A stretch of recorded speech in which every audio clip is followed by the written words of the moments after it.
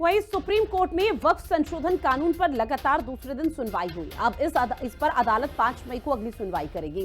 तब तक केंद्र सरकार विवादित प्रावधानों पर अदालत के सामने 7 दिन के भीतर अपना जवाब भी दाखिल करेगी। ये रिपोर्ट देखिए।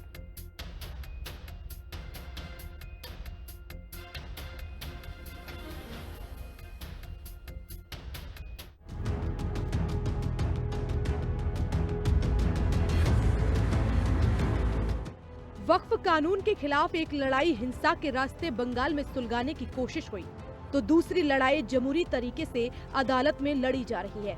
2 दिनों की सुनवाई के बाद अदालत ने 7 दिनों की मोहलत दी और सरकार से जवाब मांगा।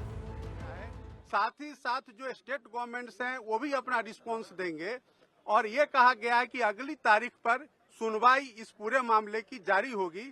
तो माननीय सर्वोच्च न्यायालय को जो रेस्पोंडेंट्स यानी कि भारत सरकार ने कहा कि हम डे टू डे सुनवाई के लिए तैयार हैं। आप पूरे मामले को, चूंकि ये पार्लियामेंट का कानून है, पार्लियामेंट के कानून को आप इस तरह से स्टे नहीं कर सकते हैं। और माननीय सर्वोच्च न्यायालय ने सॉलिसिटर जनरल ऑफ इंडिया के बात को माना है और उन्होंने संशोधन को स्टे नहीं किया है।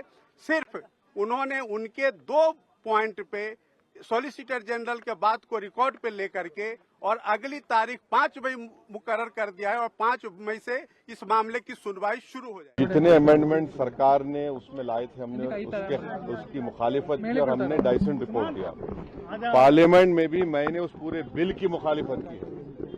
तो ये कहना कि मैं दूसरे बिल के प्रोविजंस को मान लूंगा, ये सवाल पैदा नहीं होता। हम पूरे उस बिल को उस एक्ट को अनकॉन्स्टिट्यूशनल मानते हैं और ये आर्टिकल 25, आर्टिकल 26, 14 और 15 और 29 का ग्रेव वायलेशन है। ये हम पहले से ही बोल किया है और आज फिर आपके सामने रिपीट कर रहा हूँ। कानून के 3 प्रावधानों पर फिलहाल नहीं करने पर सरकार की ओर से कोर्ट में कही गई है।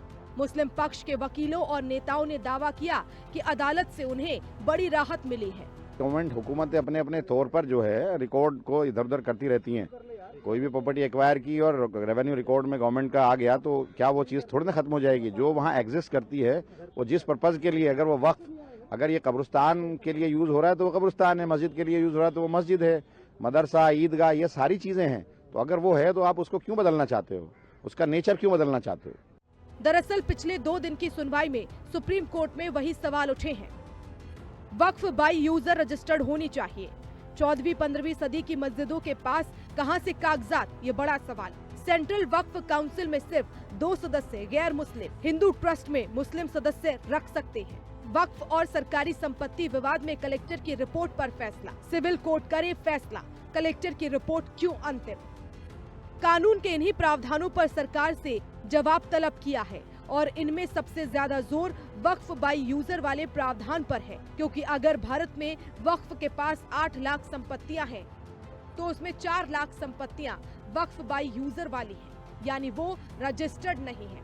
ब्यूरो रिपोर्ट, हिंदी खबर।